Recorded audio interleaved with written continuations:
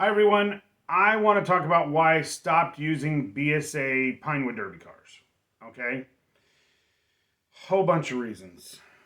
One, I'm not a big fan of the Pinewood or the BSA anymore. Uh, I was in BSA for 30 years ish, doing different things, running trips and all kinds of things for them. Never got paid a penny. Yet the guy that runs the whole thing is a multi-millionaire because he makes more than $1 million a year. And kind of from there. So, what version do I recommend you use? I recommend you switch over to the maximum velocity cars. I am not sponsored by them. They're super good people. I like them. I've got parts from them for years. It's a better car for cheaper. Okay? Why spend money on a crappier product? Okay? So you have the BSA cars. These are $6.99 at the store, the Scout store. I pay $5 for these in bulk. I get 12 cars for like 49 bucks. Sometimes you can get a little cheaper, mattering where you purchase them from. You need them next day delivered to your house. You can get them on Amazon for like $59. For an extra 10 bucks, they come delivered to your house the next day for 12 cars. Cool. Awesome. Why on top of that? So it's cheaper. It's easier to get them. What's better about them? One, if you have to use the stupid axle grooves, they're straight, not like the BSAs. The wheels are a better quality wheel that runs straight right out of the box. It is if I threw this car together in a block and put some weight on it, it will beat a BSA wheel every single time. Just is.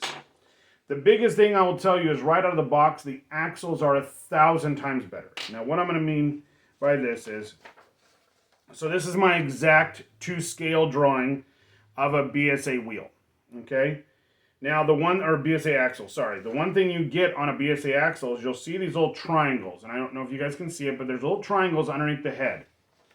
Now, that means that if I have the head here, and I've got the shaft going in, so this is the head, here, kind of where it is, and I've got that shaft going off of it, I will have a little crimp mark that comes down at a triangle. That is very hard to get rid of for a kid. It just is. Being able to hold that on a drill while you're sitting there doing it is very difficult.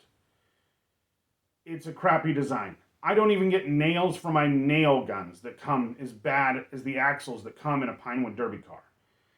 I wish they would just stop doing it. I wish they did it 20 years ago. There's no reason to have these bad ones. Then on top of that, at the actual point down itself here, they're really sharp, and you can actually damage the inside of your wheels just by pointing them in there and doing that. The ones you get from Maximum Velocity are blunted and rounded down, so you can't cut the inside. Now, I'm sure you can, but it makes it a lot easier not to cut or damage your car as it's going in. They're slightly bigger, which makes them a little bit better, less wobble intended. The other thing is these little grooves that actually are crimp marks. So remember, how they make that head is they crimp onto it, and they smack it with a device, and that crimps it on there. It makes a very bad oblong shape. So you have to ground them down so much, making the diameter even smaller, which is bad. We want the diameter as close to the actual wheel as possible. So throwing in one and just spinning it along, they spin better right out of the box because they don't have those extra items in there. They're actually a great spinning wheel out of the box. Also, they don't have the extra little grooves that make them a little less stable. These are just a better wheel. And guys, it's just cheaper. Why not save $2 per car, save the money, put it away for a pizza party at the same day? I don't care. But, buy a couple pizzas with the money you'll save. It's a better car.